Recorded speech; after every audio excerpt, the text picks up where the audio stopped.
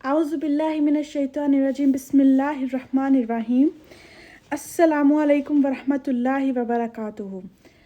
آج میں پڑھنے جا رہی ہوں رسول اللہ صلی اللہ علیہ وآلہ وسلم کی آخری وصیتیں۔ تو چلے اب شروع کرتے ہیں۔ اعوذ باللہ من الشیطان الرجیم بسم اللہ الرحمن الرحیم۔ اللہ عز و جل کی وحی سے متعلق آخری وصیتیں۔ اللہ عز و جل کے محبوب اور ہمارے انتہائی شفیق آقا سیدنا محمد رسول اللہ صلی اللہ علیہ وآلہ وسلم نے اپنی وفات کے بعد اپنی امت کو اللہ عز و جل کی وحی قرآن اور صحیح احادیث کے ساتھ تعلق مضبوط بنانے کی وصیت فرمائی۔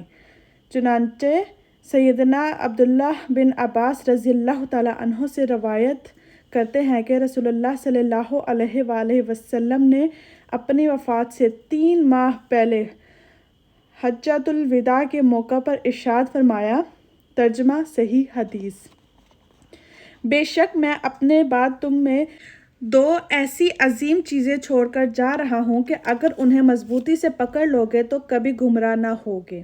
پہلی، اللہ عز و جل کی کتاب، اور دوسری اس کے رسول اللہ صلی اللہ علیہ وآلہ وسلم کی سنت جو صحیح احادیث سے ماخوذ ہوں۔ اللہ عز و جل نے علماء اور درویشوں کی تعلیمات کی بجائے اپنی وحی قرآن اور اس کی تفسیر یعنی صحیح احادیث کی حفاظت کی ذمہ داری خود لی ہے۔ اجماع امت کو حجت ماننا دراصل قرآن و صحیح احادیث کا حکم ماننے میں ہی داخل ہے۔ اگر قرآن و سنت، صحیح حدیث اور اجماع امت کی مخالفت نہ آئے تو قیاس یا اجتہاد کرنا جائز ہے۔ سیدنا زید بن ارقم رضی اللہ تعالیٰ عنہ روایت کرتے ہیں کہ رسول اللہ صلی اللہ علیہ وآلہ وسلم نے اپنی وفات سے 3 ماہ پہلے حجۃ الوداع سے واپسی پر غدیر قم کے موقع پر خطبہ دیتے ہوئے ارشاد فرمایا، ترجمہ صحیح حدیث: اے لوگو، آگاہ ہو جاؤ، میں بھی انسان ہوں، قریب ہے کہ میرے پاس میرے رب کا قاصد موت کا فرشتہ آئے اور میں اس کی بات قبول کر لوں۔ میں اپنے بعد تم میں 2 عظیم چیزیں چھوڑ کر جا رہا ہوں۔ پہلی چیز تو اللہ عز و جل کی کتاب ہے اور اس میں ہدایت اور نور ہے۔ تم اللہ عز و جل کی کتاب کو پکڑو اور اس سے تعلق مضبوط کرو۔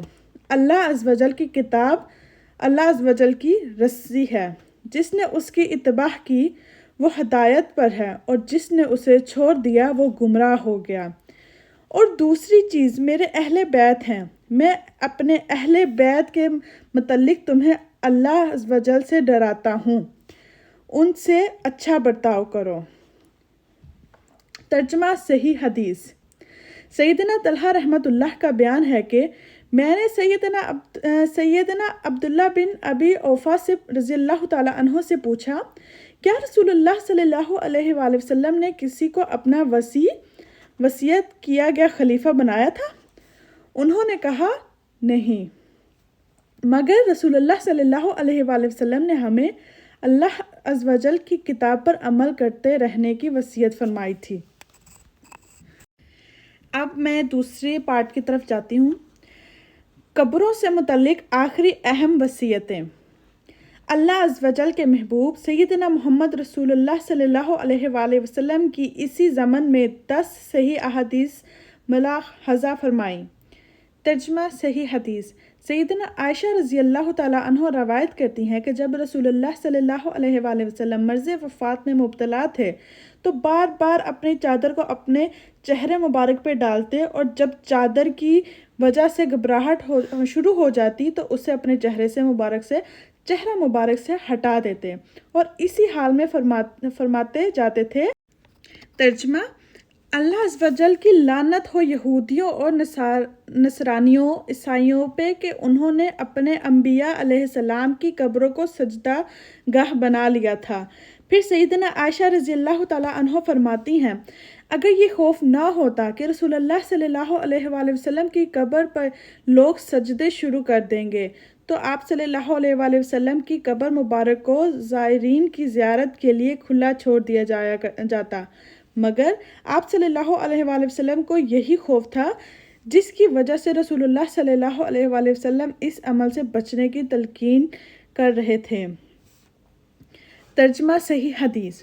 سیدنا جندب رضی اللہ تعالیٰ عنہ سے روایت ہے کہ رسول اللہ صلی اللہ علیہ وآلہ وسلم نے اپنی وفات سے 5 دن قبل ارشاد فرمایا، خبردار تم سے پہلے لوگ اپنے انبیاء علیہ السلام اور نیک لوگوں کی قبروں کو سجدہ گاہ بنا لیتے تھے، خبردار تم لوگ قبروں کو سجدہ گاہ نہ بنانا، بے شک میں تمہیں اس حرکت سے منع کرتا ہوں۔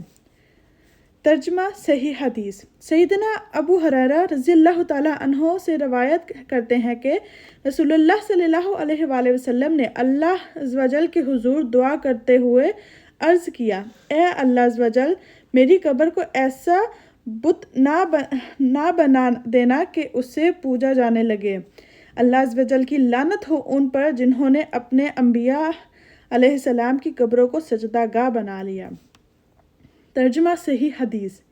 سیدنا جابر بن عبداللہ روایت کرتے ہیں، منع فرمایا ہے رسول اللہ صلی اللہ علیہ وآلہ وسلم نے، ایک قبر کو پکا کرنے سے، اور دوسرا ان پر عمارت بنانے سے، اور تیسرا ان پر بیٹھنے سے، چاہے ویسے بیٹھنا ہو چاہے مجاور بن کے، اور چوتھا ان پر لکھنے کتبہ لگانے سے۔ اپنے کسی عزیز کی قبر کی نشاندہی کے لیے اس کی قبر کے سرہانے پتھر سے نشانی رکھنا رسول اللہ صلی اللہ علیہ وآلہ وسلم کی سنت مبارکہ ہے۔ 5واں پوائنٹ، ترجمہ صحیح حدیث۔ سیدنا ابو مرثد غنوی رضی اللہ تعالیٰ عنہ روایت کرتے ہیں کہ رسول اللہ صلی اللہ علیہ وآلہ وسلم نے ارشاد فرمایا، قبروں پر مت بیٹھو اور نہ ہی ان کی طرف رخ کر کے نماز پڑھو۔ 6، ترجمہ صحیح حدیث۔ سیدنا ابو ہریرہ رضی اللہ تعالیٰ عنہ روایت کرتے ہیں کہ رسول اللہ صلی اللہ علیہ وآلہ وسلم نے ارشاد فرمایا، اپنے گھروں کو قبرستان مت بناؤ، یعنی ان میں نوافل پڑھنے کا اہتمام کیا کرو، اور میری قبر کو میلہ گاہ نہ بنا لینا، اور مجھ پر درود بھیجو، تم جہاں کہیں بھی ہو تمہارا درود مجھ تک پہنچا دیا جاتا ہے۔ 7واں نمبر، مشہور تابعی ثمامہ بن شفیع رحمۃ اللہ روایت کرتے ہیں کہ ہم سیدنا فضالہ بن عبید رضی اللہ تعالیٰ عنہ کے ہمراہ روم کے شہر روڈس میں قیام پذیر تھے۔ اسی دوران ہمارا ایک ساتھی وفات پا گیا تو سیدنا فضالہ بن عبید رضی اللہ تعالیٰ عنہ کے حکم سے اس کی قبر کو زمین کے برابر بنایا گیا۔ سیدنا فضالہ بن عبید رضی اللہ تعالیٰ عنہ فرمایا کہ میں نے خود رسول اللہ صلی اللہ علیہ وآلہ وسلم سے سنا ہے کہ آپ صلی اللہ علیہ وآلہ وسلم قبروں کو زمین کے برابر بنانے کا حکم دیا کرتے تھے۔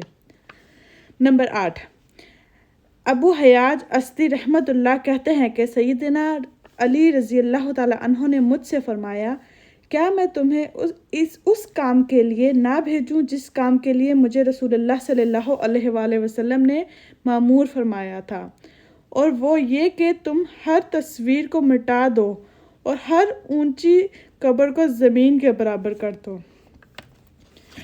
نوٹ: سیدنا فضالہ بن عبید رضی اللہ تعالیٰ عنہ کے حکم سے کسی کافر نے نہیں بلکہ ایک مجاہد تابعی رحمۃ اللہ کی قبر کو زمین کے برابر بنایا گیا، اور یوں ایک صحابی رضی اللہ تعالیٰ عنہ کے فہم سے واضح ہوا کہ قبر کو زمین کے برابر بنانا درست ہے۔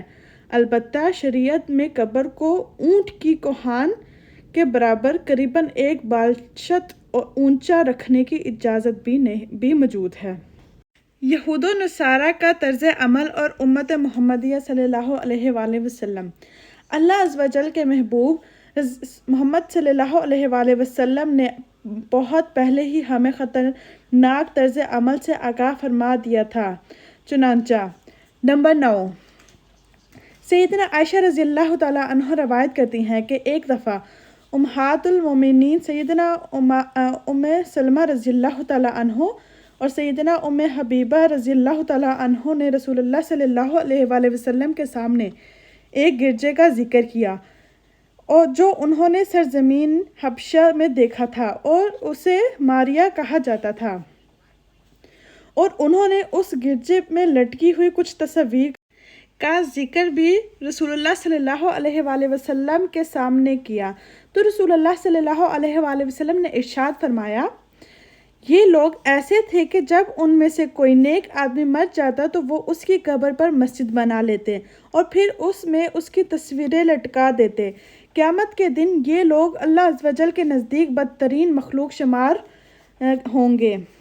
10واں، سیدنا ابو سعید خدری رضی اللہ تعالیٰ عنہ روایت کرتے ہیں کہ رسول اللہ صلی اللہ علیہ وآلہ وسلم نے ارشاد فرمایا، یقیناً تم بھی پہلے لوگوں کے طریقوں کے پیچھے چل پڑو گے، جس طرح بالشت بالشت کے ساتھ اور ہاتھ ہاتھ کے ساتھ برابر ہوتا ہے، حتیٰ کہ اگر پہلے لوگوں نے کسی کوہ کے سوراخ میں داخل ہونے کا بالکل فضول کام کیا تو تم بھی ان کے پیچھے چلو گے۔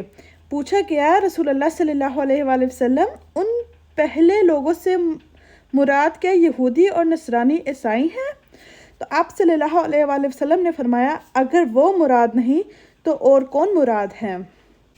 آج کے لیے دوستو صرف اتنا ہی۔ انشاءاللہ میں آگے کی جو ہے وہ کل کی ویڈیو میں انشاءاللہ پوسٹ کر دوں گی، تو آپ کل دیکھ سکتے ہیں۔ آج کے لیے اتنا ہی۔ خدا حافظ۔